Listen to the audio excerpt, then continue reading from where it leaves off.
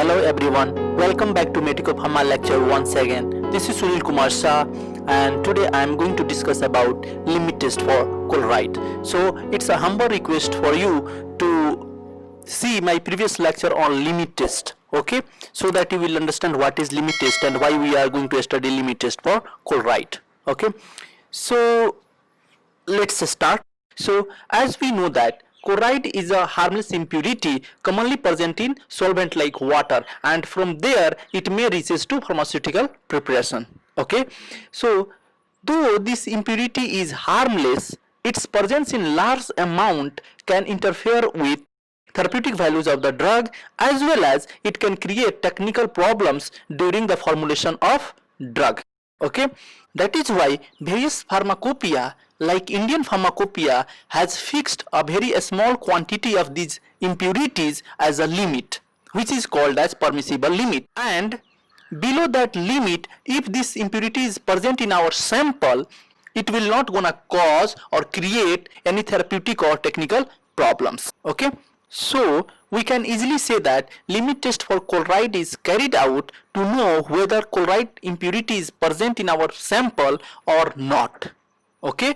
And if it is present, then whether it is within the permissible limit or beyond that. If it is within the limit, our sample will pass the limit test, okay?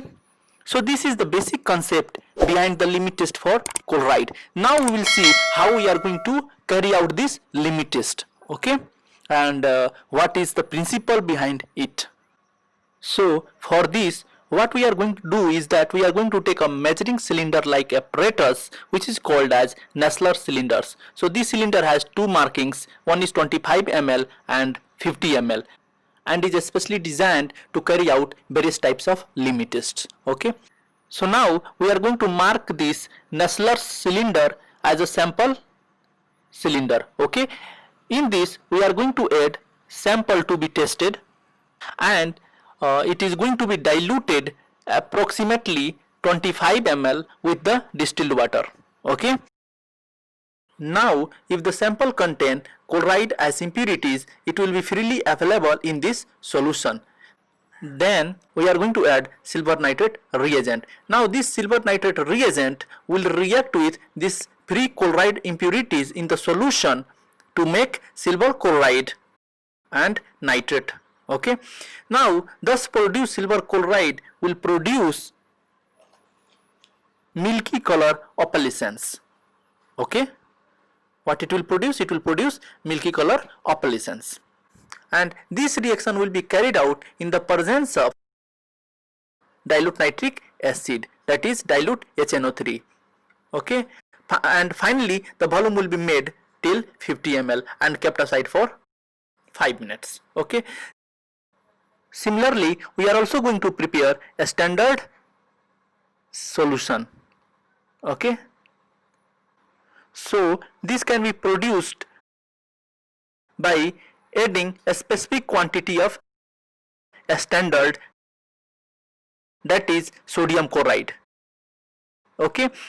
And here also we are going to add silver nitrate reagent, okay? So this silver nitrate reagent will react with chloride or sodium chloride to produce silver chloride plus sodium nitrate. Now this silver chloride, which is produced by a specific amount of a standard, will also produce milky color opalescence. Are you getting? Under same reaction condition. Are you getting? This means we are going to add dilute nitric acid in same quantity as the sample, okay? And here also we are going to use distilled water. Now thus produced milky color opalescence by sample and a standard will be compared, okay? So opalescence are compared in dark background, okay? So whatever we have understood is the basic principle behind limit test for chloride. So what we have understood? So we have understood that the limit test for chloride is based upon the reaction between soluble chloride ion and silver nitrate to produce silver chloride opalescence in the presence of dilute nitric acid.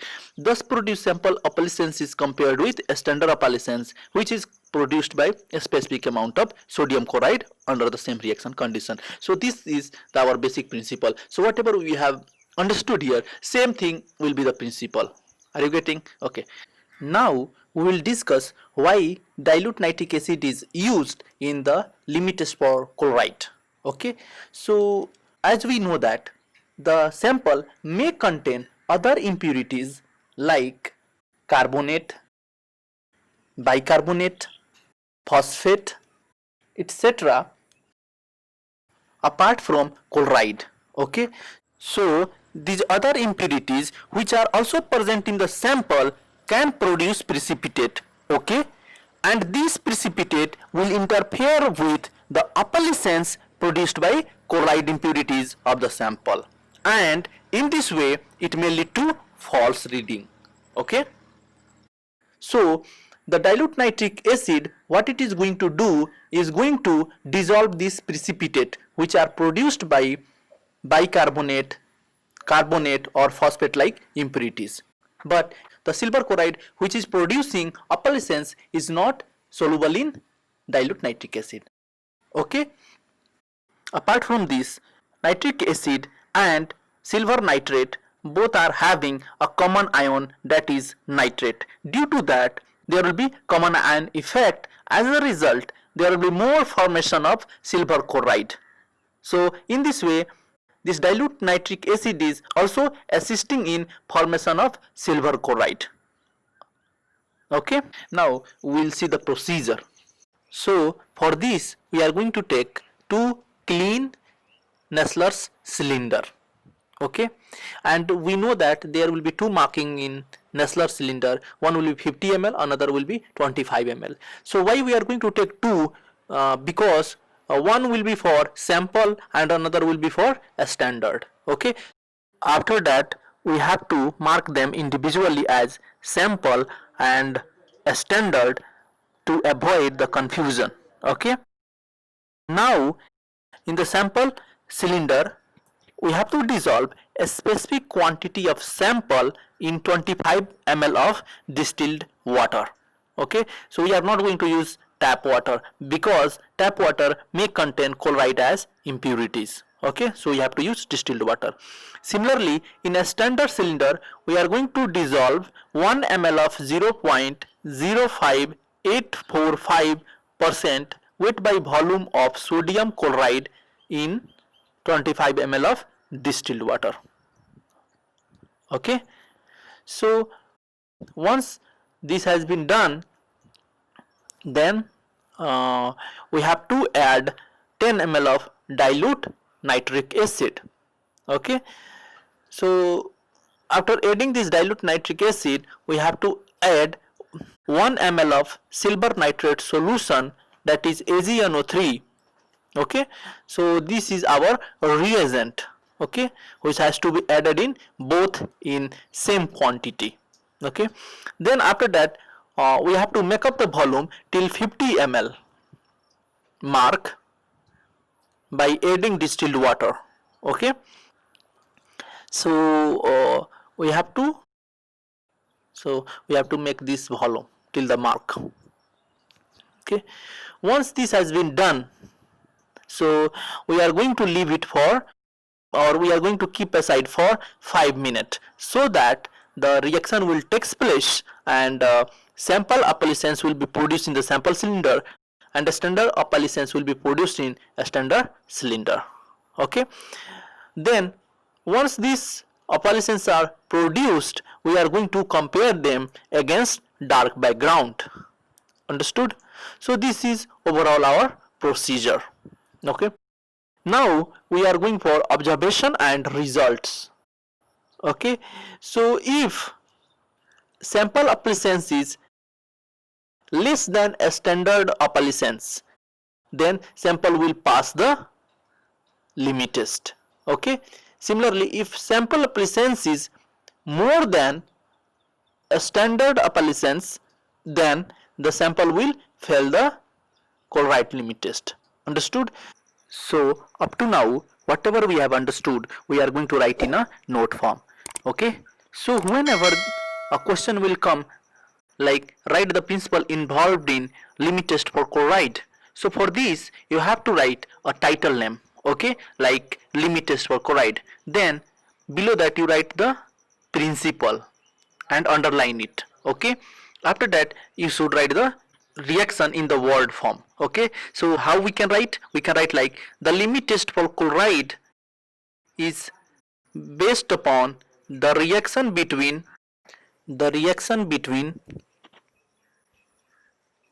soluble chloride ion, that is Cl minus, and silver nitrate AgNO3 reagent to produce silver chloride appliance in presence of dilute nitric acid, that is HNO3, okay.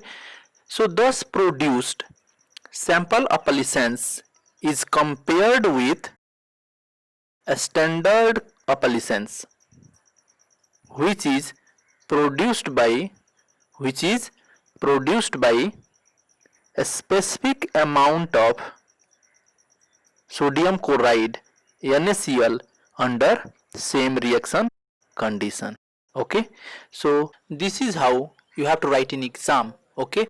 So now we will see the reaction part, okay. So we have to write two type of reaction. One is sample reaction separately and a standard reaction also separately. So under sample reaction, what we have seen, chloride plus AgNO3 will give AgCl plus NO3, okay.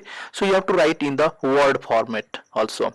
So chloride ion in sample, so this is silver nitrate, and here you have to mention dilute HNO3, and this is what, silver chloride, and this is nitrate. So this silver chloride will produce appliance. Now coming to a standard reaction, so NaCl is our standard, which will react with AgNO3 to produce AgCl plus NaNO3. This is sodium chloride, silver nitrate, dilute HNO3, then silver chloride, this is sodium nitrate, and here you have to mention appliance. So this is for a standard. Are you getting? After reaction, now we will write the note, okay. So here we are going to explain why dilute nitric acid is used, okay. So we can write like that: dilute nitric acid HNO3 is used to prevent the interference of other impurities like carbonate CO3 minus 2, bicarbonate HCO3 minus, phosphate PO4 minus 3, etc. Okay. So the precipitate of these impurities are soluble in dilute nitric acid, but silver chloride AgCl is not soluble, okay. Moreover, dilute nitric acid enhances formation of silver chloride AgCl by common ion effect, okay. So we will write the reaction part. AgNO3, okay, will break down into Ag plus NO3 minus, okay, and HNO3 will break down into H plus and NO3 minus, okay. So here that is silver nitrate, this is silver ion, this is nitrate ion, this is nitric acid, this is proton or hydrogen ion, this is nitrate ion, okay. So this is common ions and they will show common ion effect, okay. Here the reaction should be in both direction, forward as well as backward, okay. Now coming to procedures, okay. So we will draw two columns, okay. In one we will mention a standard and in another we are going to mention sample, okay. So whatever we have done, we are going to write same thing. So first point under a standard is to pipette out 1 ml of 0.05845% weight by volume of sodium chloride and mix with 25 ml of distilled water in a clean Nessler cylinder. Okay, now first point under sample is dissolve a specific amount of sample in 25 ml of distilled water in a clean Nessler cylinder. Okay, now in second point, add 10 ml of dilute nitric acid and 1 ml of silver nitrate solution, okay, in both a standard as well as in sample. Okay, now coming to third point, make up the volume up to 50 ml by distilled water and keep aside for 5 minutes to produce opalescence for both standard as well as for sample. Okay, now coming to observation. Okay, so the opalescence produced by the sample is compared with that of a standard in dark background. Okay, now we'll write the results. Okay, so how we can write the results? So if sample opalescence is less than a standard, so our sample will pass the limit test. Okay, now if the sample opalescence is more than a standard opalescence, then the sample will fail the limit test for chloride. Understood? Okay, now we will see few important questions related to this topic. Okay, so the first question will be write the principle behind limit test for chloride. For this, what you have to write is you have to write the principle, then you have to write the reaction, and you also have to write notes. Okay, so these all three will come under principle. Okay, sometimes they will ask simply as a chloride limit test for 10 marks or long essay, so there you have to write everything. Okay, everything whatever I have written. But suppose you don't have time, okay, you have very less time, okay, then you have to write principle, reaction, note and procedures only. Okay, even though if you still don't have time, then just write principle, reaction and notes. Okay, so the last question, why nitric acid is used in chloride limit test? This is a very important question for 2 marks or 1 marks. So for this, what you have to write? You have to write the note parts. Okay, so whatever I have mentioned in the notes, that all you have to write, including the reaction. In that notes also there is a reaction, that reaction.